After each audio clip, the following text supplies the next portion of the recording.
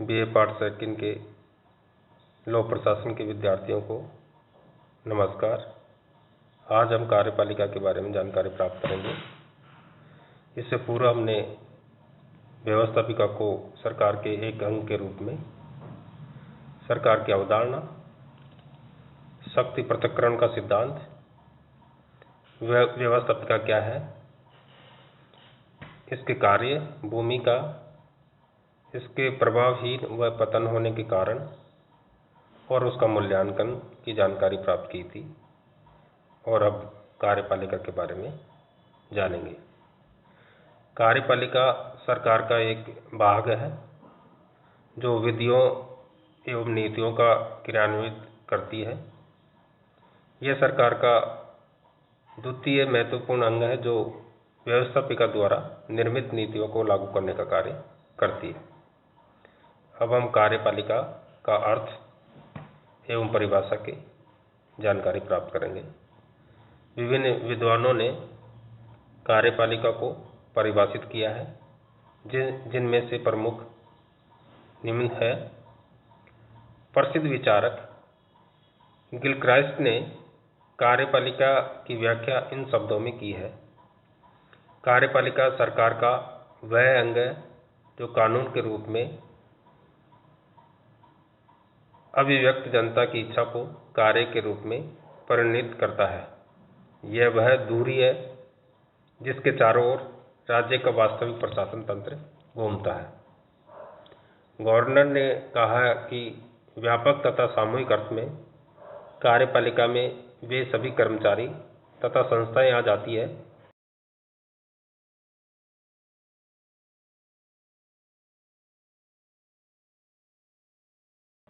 Gardener ने जो परिभाषा दी है वो बड़ी व्यापक है। इस परिभाषा के अनुसार कार्यपालिका में राज्याध्यक्ष, मंत्री परिषद तथा अन्य सभी राज्य कर्मचारी सम्मिलित है जिनका संबंध कानून को लागू करने से है। कहने का अर्थ है कि जो विचारकों ने जो परिभाषा दी है उपरोक्त दोनों ने, उसमें सामान्यतः दो अर्थ है, एक व्यापक अर्थ में, दूसरा संकुचित अर्थ में। व्यापक अर्थ में कार्यपालिका का तात्पर्य, जैसा कि गार्डनर ने कहा, कि राज्याध्यक्ष से लेकर उन सभी कर्मचारियों से होता है जिनका संबंध राज्य और उसकी नीति निष्पादक प्रशासन से हो। संकुचित अर्थ में प्रशासनिक कर्मचारियों को कार्यपालिका से अलग कर दिया जाता है। इस संकुचित अर्थ में कार्यपालिका में केवल उन संस्थागत संरचनाओं को ही सम्मिलित किया जाता है जिनका संबंध नीति निर्माण व उसके क्रियान्वयन से होता है तथा जो अपनी इस भूमिका के लिए जनप्रतिनिधियों के प्रति अपना उत्तरदायित्व निभाते हैं। इस अर्थ में लोकतांत्रिक शासन व्यवस्था में मंत्रिपरिषद जो नीति निर्माण और उसके निष्पादन के लिए उत्तरदायी है तथा इस हेतु वह संसद के प्रति उत्तरदायी का निर्वाह करती है। ये कार्यपालिका को इस प्रकार से कार्यपालिका मानी जाती है।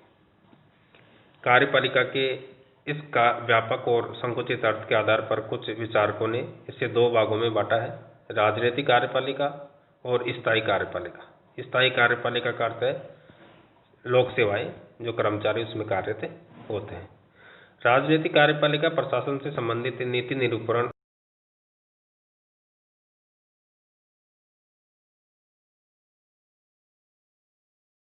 की सहायता करती है।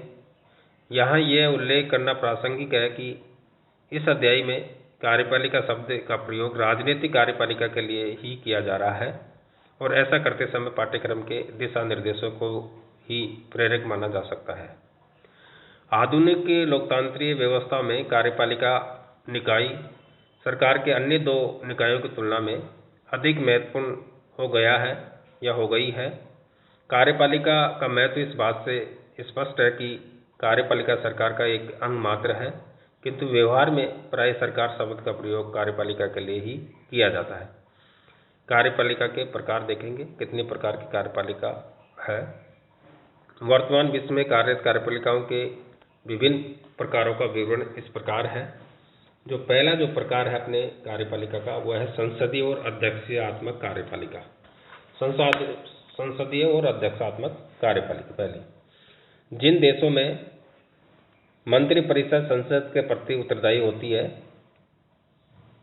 उस व्यवस्था को संसदीय कार्यपालिका या संसदीय पद्धति के नाम से जाना जाता है। इस पद्धति के श्रेष्ठ उदाहरण इंग्लैंड और भारत माने जाते हैं। संसदीय कार्यपालिका में कार्यपालिका का व्यवस्थापिका से साथ घनिष्ठ गठबंधन रहता है। इस पद्धति में कार्यपालिका का निर्माण व्यवस्थापिका में से ही होता है, संसद के माध्यम से, संसद से ही होता है। संसदीय व अध्यक्षात्मक कार्यपालिकाओं में अंतर का प्रमुख आधार कार्यपालिका व व्यवस्थापिका शक्तियों का आपसी संबंध है। जिस राजनीतिक व्यवस्था में कार्यपालिका और व्यवस्थापिका में घनिष्ठ सौहार्दपूर्ण गठबंधन रहता है,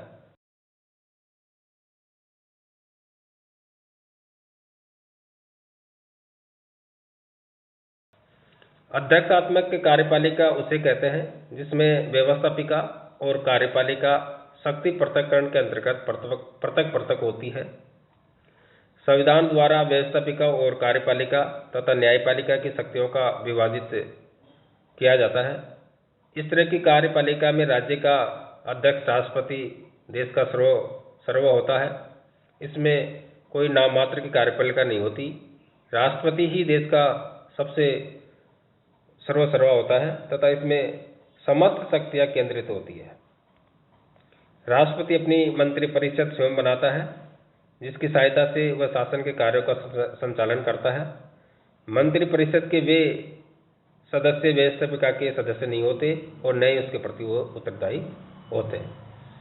कहने का अर्थ है कि संसदीय और अध्यक्षात्मक कार्यपालिका, संसदीय कार्यपालिका जहां व्यवस्थापिका और कार्यपालिका का घनिष्ठ संबंध हो और व्यवस्थापिका में से ही कार्यपालिका का सदस्य निर्मित हो या बनाए जाते हो, और अध्यक्षात्मक शासन प्रणाली जिसमें व्यवस्थापिका और कार्यपालिका के शक्तियों के संबंध में कोई आपसी संबंध या गठजोड़ नहीं हो। तो ये एक प्रमुख उनमें दोनों में अंतर है और ये आपको बताएगा।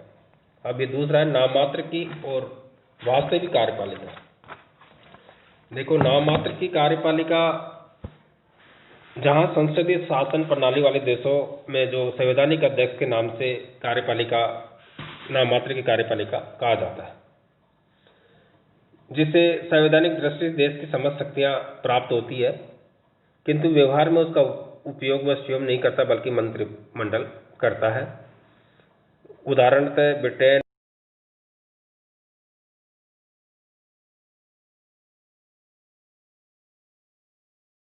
प्रतीक है। नाम मात्र के अध्यक्ष अपनी शक्तियों का प्रयोग स्वयं नहीं करते हुए, इसलिए वे कहा जाता है कि वह राज्य करता है, शासन नहीं।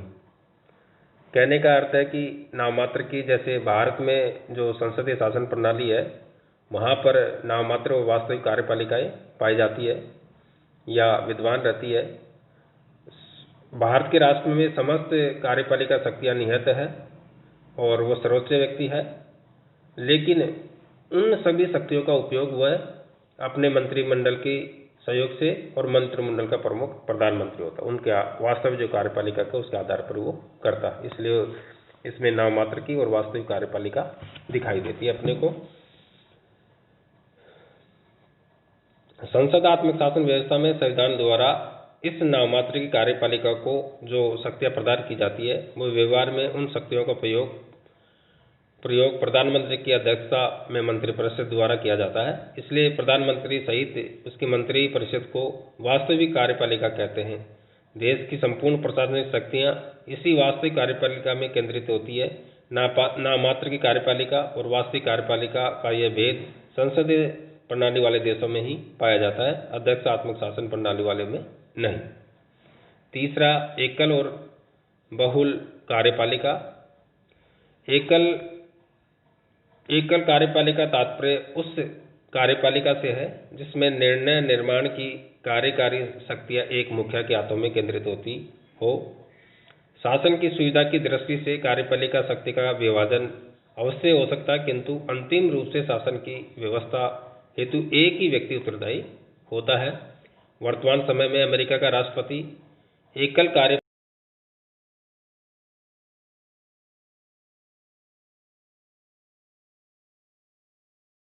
कार्यपालिका का तात्पर्य ऐसी कार्यपालिका से है जिसके अंतर्गत कार्यपालिका शक्तियाँ किसी एक व्यक्ति में नियत न होकर व्यक्तियों के एक समूह में नियत होती है।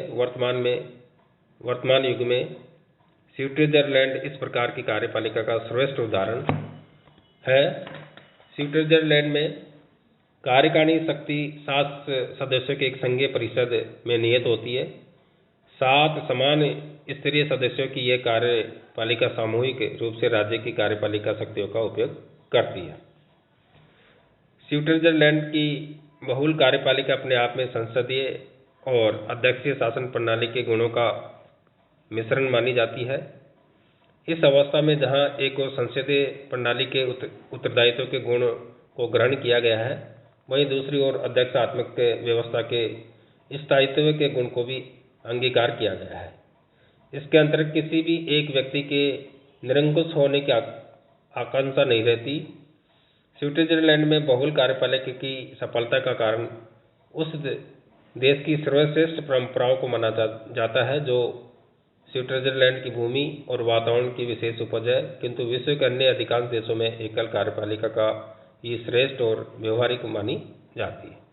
तो चौथी कार्यपालिका के जो प्रकार हैं, पैतृक और निर्वाचित कार्यपालिका। जिन देशों में राजा राज्य का मुखिया होता है और उसकी मृत्यु के बाद उसका पुत्र या उसका उत्तराधिकारी सत्तारूढ़ होता है, उस पद्धति को पैतृक कार्यकारिणी की पद्धति कहा जाता है।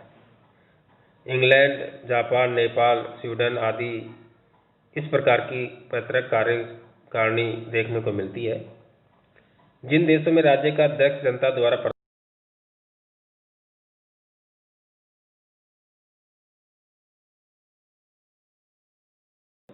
जो राष्ट्राध्यक्ष का चुनाव होता है, इसलिए वे देश निर्वाचित कार्यपालिका उदाहरण माने जाते हैं। 5वीं जो प्रकार की जो कार्यपालिका है, तानाशाही कार्यपालिका। कुछ विचारक तानाशाही को भी एक कार्यपालिका का प्रकार मानते हैं। जब राष्ट्र की शक्ति एक व्यक्ति के हाथ में केंद्रित हो जाए, जब वो देश का सर्वोच्च बन जाए, जब वह व्यक्ति किसी लोकतांत्रिक तरीके से नहीं बल्कि एक विशेष दल या सेना की सहायता से शक्ति केंद्र पर अधिकार कर ले, ऐसी व्यवस्था को तानाशाही कार्यपालिका के रूप तानाशाही या अधिनायकवादी कहा जा सकता है। जैसे फर्स्ट वर्ल्ड वॉर में इटली के मुसोलिनी और जर्मनी में हिटलर की तानाशाही स्थापित हुई थी। ये तानाशाही कार्यपालिका ज़्यादा दिनों तक नहीं चल पाती और सेकेंड वर्ल्ड वॉर में हारने के बाद उनका पतन हो गया। तो इस प्रकार हमने देखा कि कार्यपालिका के जो 5 प्रकार हैं वो। धन्यवाद।